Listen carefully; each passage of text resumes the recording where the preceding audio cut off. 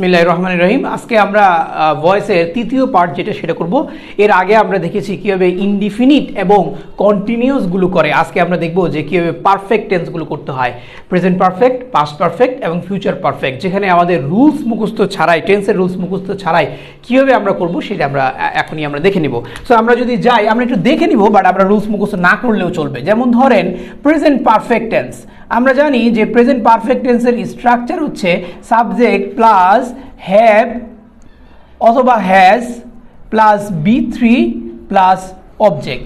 Same উদাহরণ আমরা এর আগে যেগুলো দিয়ে শিখছি, যদি ওই উদাহরণটাই দিই তাহলে এটা হবে এরকম যে আই হ্যাভ প্লেড ফুটবল। এই স্ট্রাকচার দেখেই বোঝা যাচ্ছে যে এটা হচ্ছে প্রেজেন্ট পারফেক্ট টেন্স। তো প্রেজেন্ট পারফেক্ট টেন্সে যদি আমরা করতে চাই সেম আগের মধ্যেই আমরা শিখছি যে ফুটবল আসবে কোথায়, ফুটবল আসবে প্রথমে। তো ফুটবল আসলো এখানে, আইটা চলে যাবে পিছনে, তাহলে হয়ে যাবে বাই মি।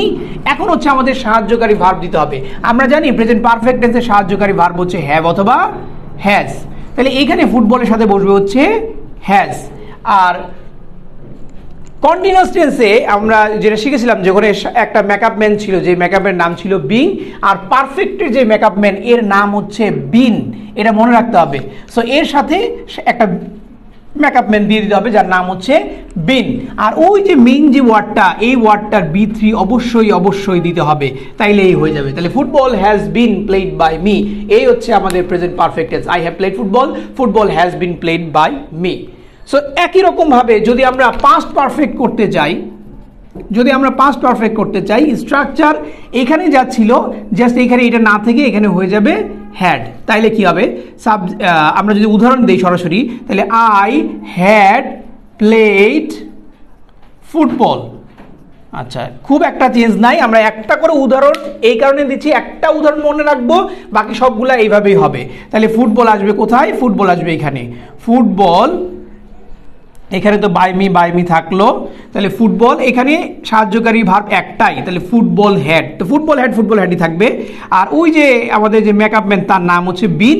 আর পারফেক্ট টেন্সে মজার একটা বিষয় হচ্ছে এখানে B3 মুখস্থ করতে হয় না, B3 দেওয়াই থাকে। সো এইটার যেটা B3 সেটা দেওয়া আছে, আমরা জাস্ট খালি ওটাই বসাই দিব, তাহলেই হয়ে যাবে। তাহলে football had been played by me. So এই দুইটা পারফেক্ট টেন্স আমরা শিখলাম। এই পারফেক্ট টেন্স আসলে এই দুইটা থেকেই আসে নর্মালি।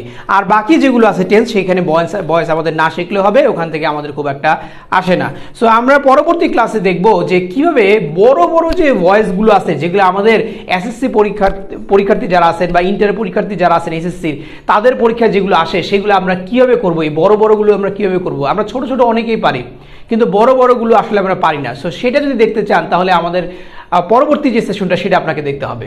আজকে এই পর্যন্তই।